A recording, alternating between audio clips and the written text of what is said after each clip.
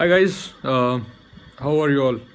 आई hope आप लोग सब सेफ़ हैं, अपने घरों में हैं और इस टाइम में अपने फैमिली और अपने क्लोज दोस्तों के साथ समय गुजार रहे हैं। So first of all welcome to electricity market in India. आप लोगों के लव एंड सपोर्ट से ये चैनल काफ़ी बड़ा हो गया है, काफ़ी सब्सक्राइबर्स ऐड हुए हैं, काफ़ी अच्छे कमेंट्स आते हैं जो कि काफ़ी इंकरेजिंग है मेरे लिए इस चैनल को और अच्छी तरह से अच्छे टॉपिक्स ऐड करने के लिए। So let's begin today's. एक व्लॉग बनाने का मन किया आप लोगों के साथ, एक टॉपिक पे बात करने की इच्छा हुई। सो बीते कुछ दिनों में हम देख रहे हैं कि एक तरफ तो चाइना एक ऐसी कंट्री है जहाँ से कोरोना वायरस की उत्पत्ति हुई from the city of Wuhan, और दूसरी तरफ ऐसी घड़ी में जहाँ पे इंडिया के ऊपर आज कोरोना वायरस का बहुत बुरा इम्पैक्ट पड़ा है, उस समय हमारे साथ हमारे बगल में खड़े होने की जगह, हमें हेल्प करने की जगह हम देख रहे हैं कि चाइना हमारे बॉर्डर्स पे आ गया है और इवन नेपाल के साथ हमारे रिलेशन को ख़राब करने में भी उनका हाथ है, इनडायरेक्टली और डायरेक्टली।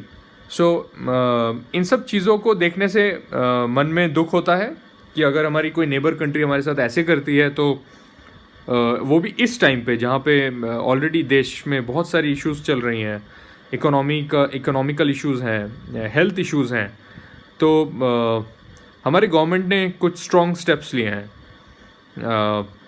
अगर मैं सिर्फ पावर सेक्टर की बात करूं तो परसों हमारे ऑनरेबल मिनिस्टर ऑफ पावर ने कुछ इंपोर्ट ड्यूटीज़ लगाने का फ़ैसला लिया है on all imported items, specially on solar equipments.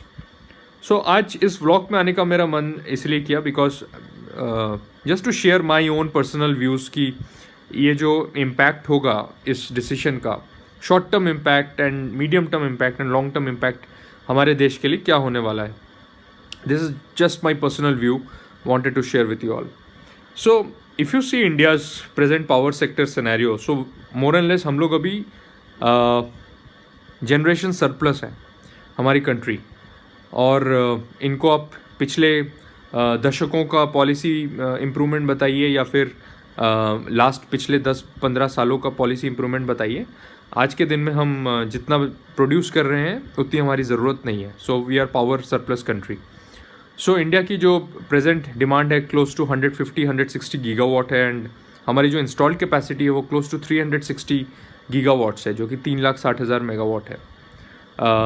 अब हम देख रहे हैं कि पिछले 5-7 सालों से सोलर का इम्पैक्ट जनरेशन में बहुत ज़्यादा हो रहा है, एंड हमारे प्राइम मिनिस्टर का भी जो गोल है वो है बाई 2022 तक एक 100 गीगावाट पावर सोलर से आनी चाहिए। अब उसमें अभी तक ऑलमोस्ट 36 गीगावाट इंस्टॉलेशन हो चुका है या फिर कंस्ट्रक्शन फेज़ में है, और बाकी जो विजन गैप है 64 गीगावाट का वो अगले 2-3 सालों में आने वाला है। उसके टेंडर चल रहे हैं, उसके अलॉटमेंट्स चल रही हैं। नाउ ये जो डिसीजन हुआ है अभी कि एक बेसिक कस्टम ड्यूटी लगने वाली है on solar equipments including inverters, जो कि पहले इसके अंडर में नहीं थे।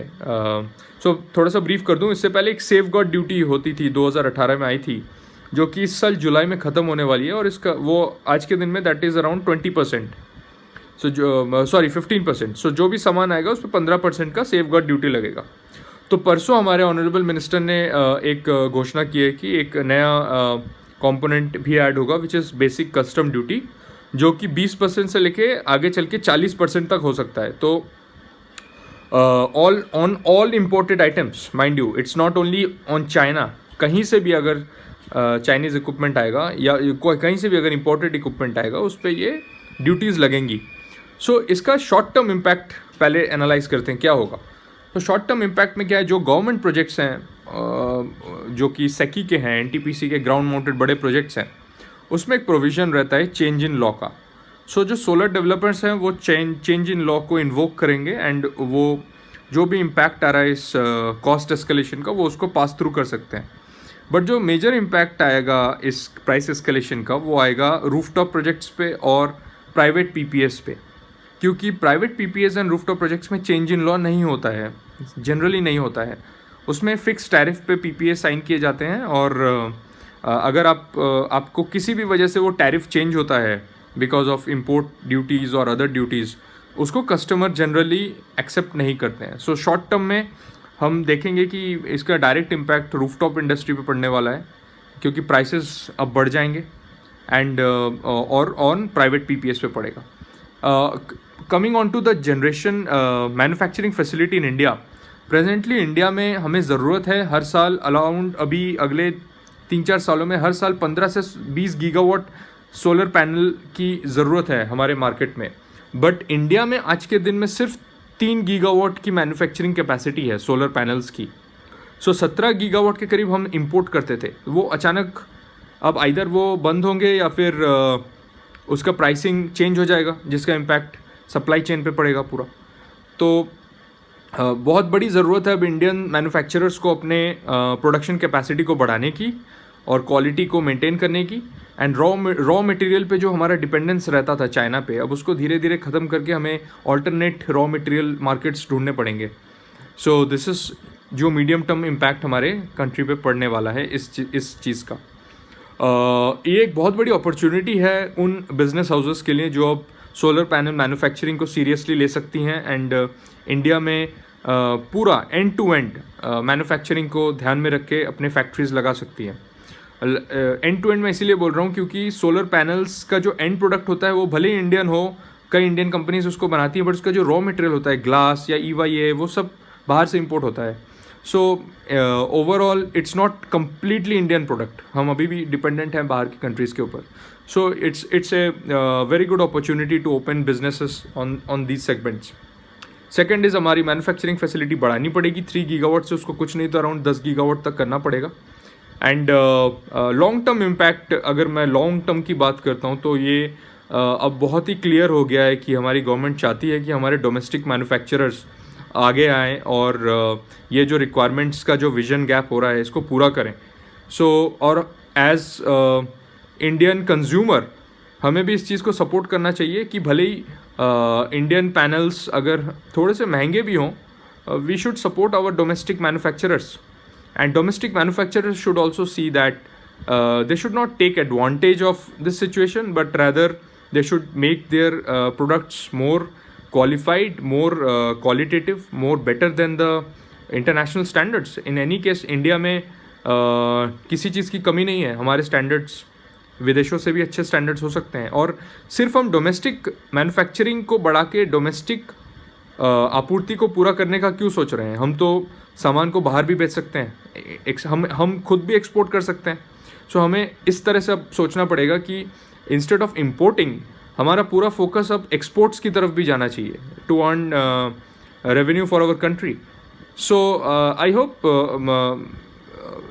इस व्लॉग में आने का मेनली मकसद यही था कि आप लोगों को थोड़ा सा अपडेट करूं कि what is the latest update आया है फ्रॉम मिनिस्ट्री ऑफ पावर.